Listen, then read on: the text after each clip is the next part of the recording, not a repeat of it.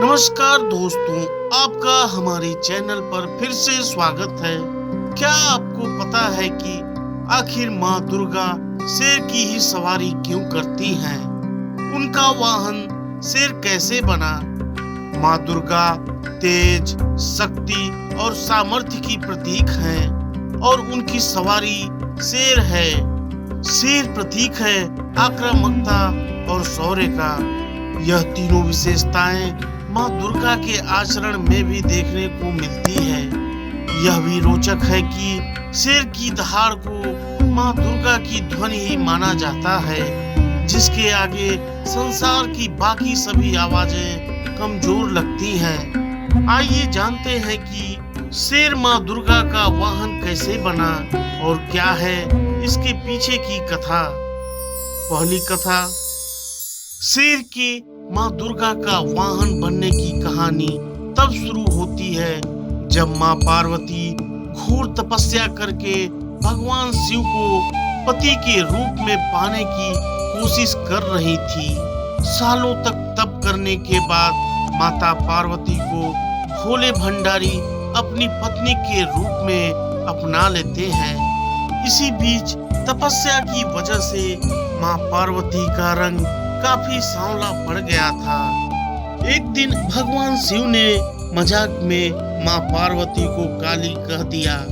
यह बात माँ को पसंद नहीं आई और वो नाराज होकर दोबारा तप करने के लिए चली गई। एक दिन एक शेर घोर तप कर रही माँ पार्वती के पास पहुंचा।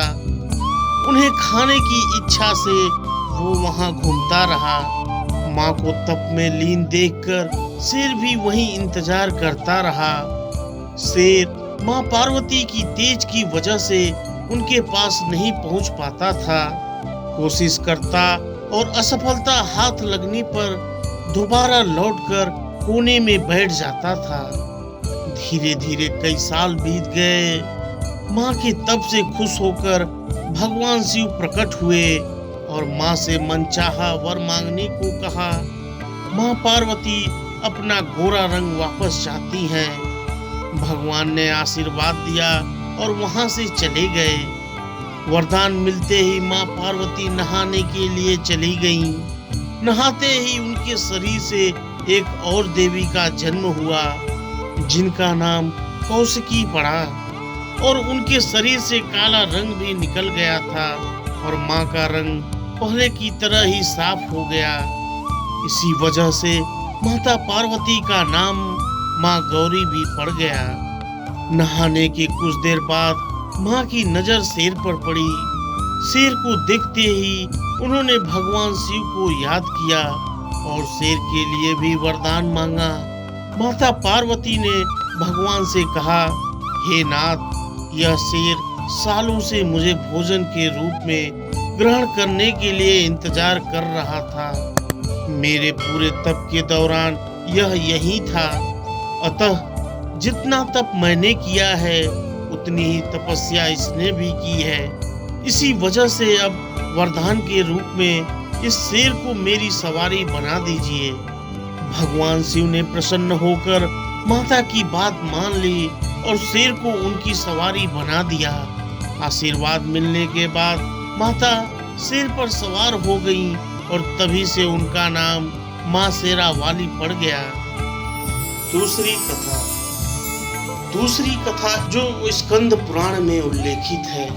इसके अनुसार भगवान शिव के पुत्र कार्तिकेय ने देवासुर संग्राम में दानव तारक और उसके दो भाई सिंहमुखम और सुरापदमन को पराजित किया।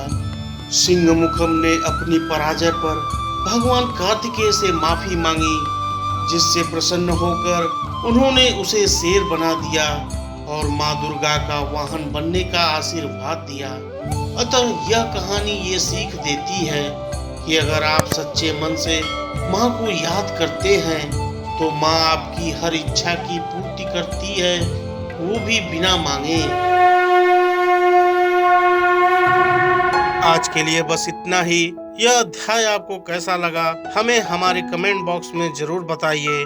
आप इस वीडियो को फेसबुक पर देख रहे हैं तो पेज लाइक करिए और यूट्यूब पर देख रहे हैं तो चैनल को सब्सक्राइब करिए और अपने दोस्तों के साथ शेयर करिए। और आप हमसे इंस्टाग्राम पर भी जुड़ सकते हैं, लिंक डिस्क्रिप्शन में दिया हुआ है।